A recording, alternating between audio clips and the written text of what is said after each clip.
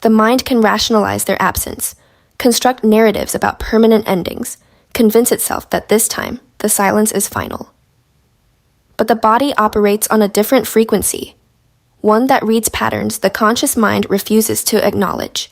Before the text arrives, before the sudden reappearance, before the familiar cycle restarts, the nervous system begins preparing for the return it has learned to anticipate. The body knows because it has been here before, and somatic memory is more honest than hope. Number 1. The nervous system enters a state of hypervigilance disguised as anxiety.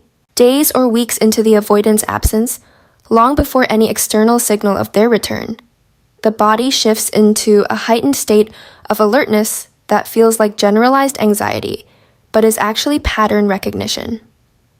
Heart rate elevates slightly without identifiable cause. Sleep becomes restless, fragmented by a vigilance the conscious mind cannot explain.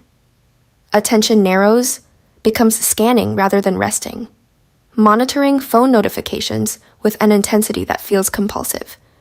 Checking for signs of contact, the rational brain insists will not come. This is not anxiety about the unknown. It is the body preparing for the known. The nervous system has cataloged the rhythm of the avoidant's disappearance and return across previous cycles, has mapped the duration of their withdrawals, has internalized the specific timing that precedes reconnection. The hypervigilance is somatic anticipation, the body positioning itself to receive the impact of their reappearance before the mind admits it is coming. Subscribe to understand the body's intelligence in attachment patterns the mind refuses to see clearly. Number 2.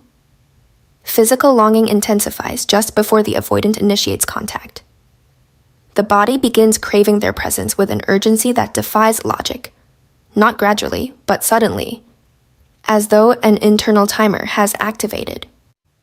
The longing is not emotional nostalgia. It is physical ache, the kind that lives in the chest and stomach, that makes stillness unbearable and distraction ineffective. This somatic yearning spikes in the 8 to 72 hours before the avoidant typically reaches out, the body responding to a pattern it has learned but the mind has not consciously tracked. The physical system remembers the intervals between withdrawal and return with precision, begins generating the biochemical anticipation of reconnection before any evidence suggests it is imminent. The longing is the body preparing the emotional receptivity required to re-engage with someone who left without explanation and will return without apology. It is preemptive surrender encoded in physiology.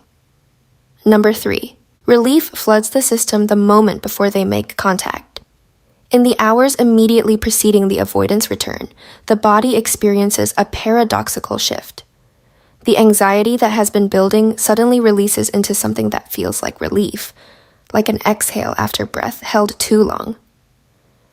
This is not relief that they have returned, because they have not yet made contact.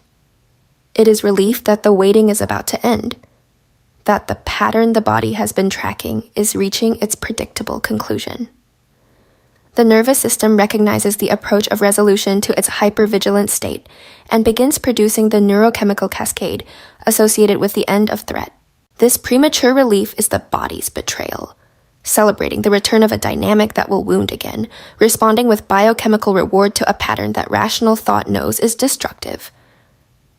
The physiology does not distinguish between healthy resolution and familiar repetition. It only knows that the unbearable uncertainty of their absence is about to convert into the unbearable certainty of their presence. The body knows the avoidant is coming back because it has become fluent in the language of their patterns, and that fluency is both prediction and prison.